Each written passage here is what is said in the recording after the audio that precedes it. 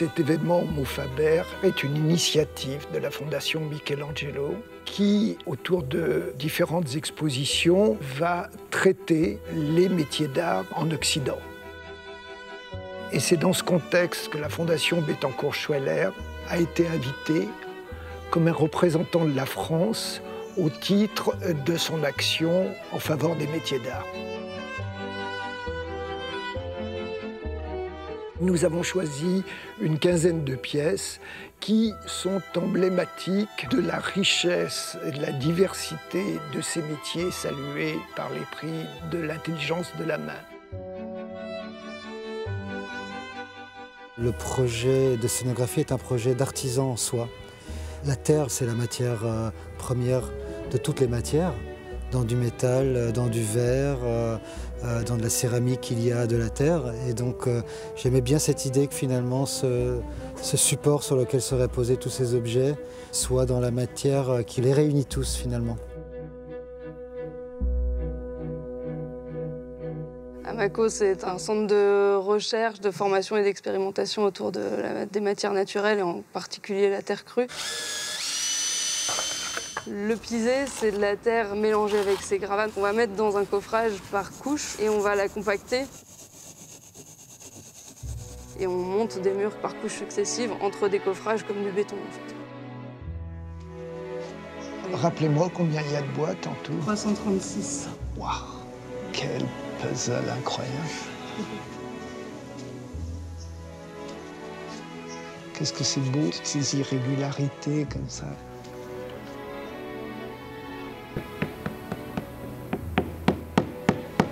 Nous avons pu, sur ce matériau, écrire des textes, graver des textes, mettre des images. Et je trouve cet effet à la fois d'une noblesse extraordinaire à partir d'un matériau humble, pour ne pas dire pauvre.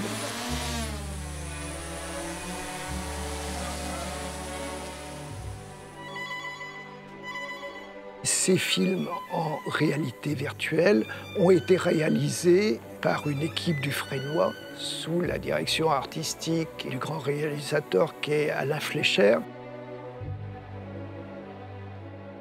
J'étais parti du principe qu'on ne verrait pas l'objet fini, final, parfaitement abouti et splendide, mais l'univers dans lequel il est né.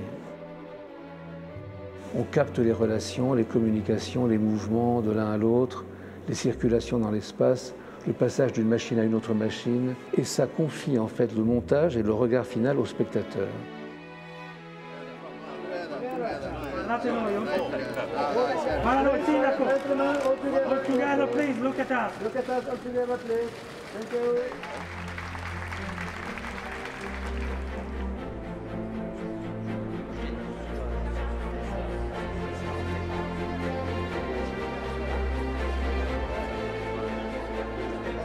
Je trouve qu'il y a une belle vibration de l'ensemble, je trouve l'installation incroyable.